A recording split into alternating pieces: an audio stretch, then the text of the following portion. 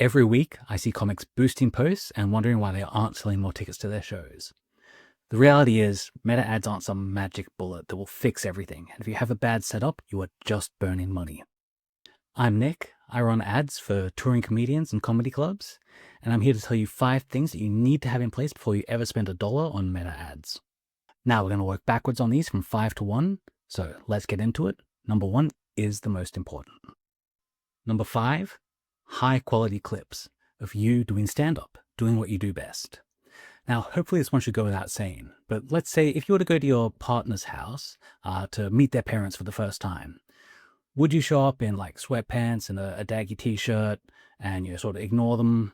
Or would you dress your best to impress, crack a joke when you meet them, really try and get on their good side? Well, if you want them to like you, and hopefully you do the second.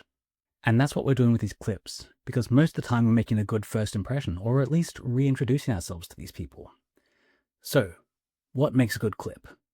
Well, first things first, we want to get attention quickly.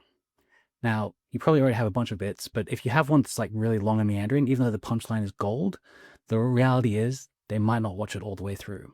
So we want something that gets a laugh early on and then continues and gets better and better. But yeah, not too long of a setup. Also, we want a vertical format, captions, good audio, visible crowd, so it doesn't look like you alone in your bedroom. Whether it's crowd work or material doesn't really matter as long as it's getting laughs. Clean usually does work better, and it's a little tip when you're running them as an ad direct to ticket sales. Putting an outro on the end specific for that show is great. Don't do this so much in organic, but for an ad, definitely works. Number 4, I'm calling show setup. Now, this is a couple of different things that come together, but the reality is they've given us their attention, they're taking action we want them to, of clicking that link and going to the next step, and we want to make sure that next step works.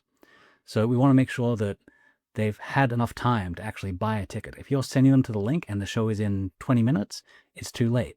If you're sending them to the link and the show is in 20 weeks, it's probably too early. Maybe not. Also, the quality of the landing page. Now, some of these things are outside of your control. The venue controls the landing page, the ticketing platform. If it's something that doesn't work, it's a bit janky, you can't really control that. But what you can control is whether you run ads to this show or not. So if it is a bit too messy, if it's a bit confusing, maybe we skip this one. Who knows? Number 3, a realistic budget. If you want to play, you got to pay. So imagine you were sending someone out flyering to hand out flyers saying, hey, come to this show. If you gave them $5 for gas money, they're not going to get very far, right? So with meta ads, you need to put enough in for it to get enough impressions, those are views, for the algorithm to learn who the right people are to show it to. What I usually recommend is at least $200 worth of ad spend, usually over 10 days. We can do it over 200 days, but with $1 spend every day, it's just not going to work. We do have minimum caps there on a daily spend, at least $5 a day. But yeah, 200 kind of is the low end there that I'd recommend. Something else to think about here is what's the actual upside? Don't overspend if it doesn't make sense. If the most that you're going to make out of this show is like, say, an extra $500, don't spend $1,000 unless you have other reasons to do so, which I might talk about in another video, because it's not all dollar for dollar upside that you can get out of these. Number 2 is a warm audience. So I want you to imagine you got an invite to a party. You have no idea who it's from. All it says is, it'll be fun, trust me. Are you going? Are you? Maybe you are. Sometimes it works out. Other times you end up tied up in a basement, which, maybe that's your kind of party. But anyway, what if you got that same invite, but it's from your best friend from high school who always threw the best parties when you're in school? Would you go? Absolutely. And that's the difference between a cold and warm audience. They know who you are. They're already aware of you. They're already interested. All they need to know is that you're in town.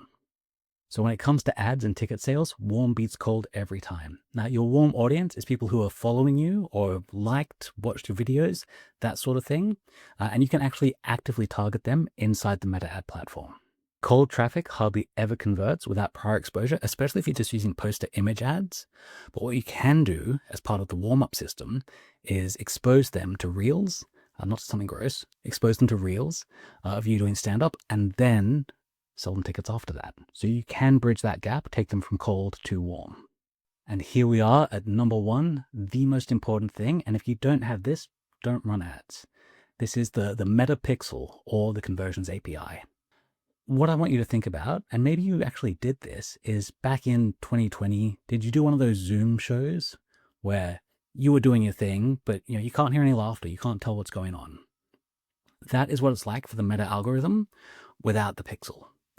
All it's doing is showing your ads to people. Maybe they're clicking the links, maybe it can see that far, but it can't tell if they're actually buying tickets. It can't tell if it is murdering or if it's bombing. Without feedback, it has no way to improve and pick the right people. And also, you won't be able to track how well anything's doing. You won't be able to see. You might have done this before. If you run a traffic ad, spend $100. Did it work? Maybe. We got 1,000 link clicks. That's probably good. Is it though? When it comes down to it, link clicks don't matter as much as actual purchases. If you got 1,000 link clicks and one person bought, okay. If you got 10 link clicks and 5 people bought, that's better. Now, the reason I've saved the Pixel for last is because it can be the most complicated. It's the most technical setup, and there's some difficulty involved, especially if you're working with a venue and they control the ticketing platform. If you're self-producing using a platform like Eventbrite or Humanitix or something like that, it's generally very easy to get your Pixel installed, and I highly recommend doing that. But if you're working with a venue, they have their Pixel on their platform. They might be able to get yours on there as well. There's a bit of a privacy thing that can cause problems there. Ideally, though, what you want to do is get access to their Pixel. Ask them if they can share that with you, which can be done inside the Meta platform. And then you can run your ads to that Pixel.